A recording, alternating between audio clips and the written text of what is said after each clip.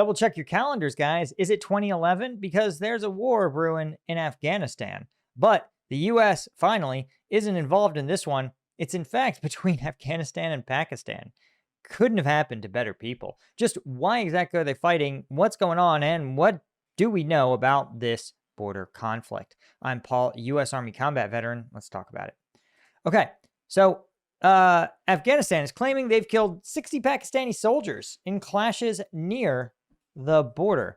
Now, Afghanistan, by the way, has a very large border with Pakistan, and it's extremely mountainous. In fact, there's really only a few passes that are passable by motor vehicles. And it still is a relatively porous border because a lot of people carry stuff on their backs over the mountains. But there were reportedly, this is a tit for tat issue, Afghan troops opened fire on Pakistan border outposts late on Saturday, and the country's Minister of Defense said it was in retaliation for Pakistani airstrikes in Afghanistan earlier in the week. Pakistan said it shot back to those incursions with more gun and artillery fire. And the Afghans claim their strikes were actually targeting terrorists within Afghanistan, particularly the TTP, right? Targeted leader of Taliban Pakistan, a militant group based in Kabul that is attempting to essentially be a Taliban-style takeover of Pakistan. And again, TTP has been fighting to overthrow the Islamabad government and replace it with a Taliban-style governance. You can imagine that the Afghan Taliban and the Pakistani Taliban are on pretty good terms. Now, what's interesting is that the Afghans said on Sunday that it halted attacks at the request of Qatar and Saudi Arabia, two Gulf nations that have released statements of concern about the clashes. And what I think is more interesting about this is that what we're seeing is, remember, the Taliban ran Afghanistan in the 90s, but then for 2 decades were a guerrilla force. And now they're stuck governing a country on the international sphere. And that's a way harder task to handle. And what I think is sort of fascinating is that for a long time, the Pakistani ISI was a supporter of the Taliban. By the way, the ISI is Pakistan's intelligence service. They're sort of CIA. And they absolutely were empowering the Taliban and different sects within the Taliban in their war against Americans. I personally seen Taliban-type insurgents use tactics that are extremely polished military tactics that I feel confident were taught to them by an actual military force. Opening up an ambush with your largest weapon, choosing positions, stretching out your firing positions in certain ways, all very professional and almost doctrinal, right? So the fact that these two besties are now turning on each other is pretty interesting. But what's even more interesting is some of the footage coming out of this, because the Afghan Taliban have sent some footage that appears to be actually quadcopter drones striking Pakistani border outposts. And I think what we're seeing is, again, the diffusion of the cheap combat drone rapidly across battlefields, right? We saw them in use in Syria. We saw them in the clashes between Thailand and Cambodia. We've seen them in the juntas or the anti-junta guerrilla fight in Myanmar. All of these forces are adopting these incredibly cheap quadcopter drones. And it is a troubling sign because they are highly effective weapons. They are extremely difficult and expensive to counter. And they are so cheap.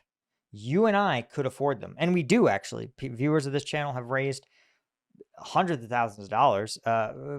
But every $500 we raise buys another fully armed and equipped drone. And yeah, it's a troubling trend, right? For sure. Because it's only a matter of time before these go from low-scale militaries like the Afghan Taliban to non-state actors. terror groups, even sort of lone wolf assassins, right? Imagine a world in which instead of being targeted with firearms, where you have to get comparatively close, 200 or 300 meters from your target. Imagine if you were able to simply manufacture a drone using instructions you found on the internet, and fly that drone from potentially 2 or 3 kilometers away into a target. It would flux some law enforcement, right? There would be nothing but a radio signal tying that drone to you, the operator. You could literally say, I never left my house. I couldn't have been the person who assassinated such and such.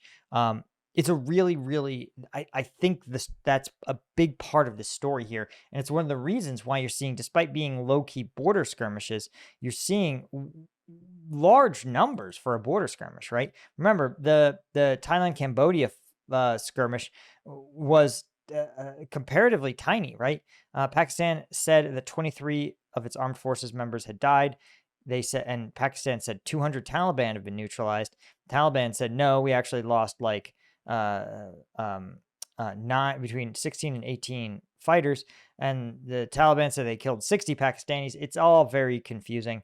It's a lot of he said, she said, but these large numbers, I think, are, again, a function of this high use of drones, right? Let's see if we can find, if I can find you at least some still footage.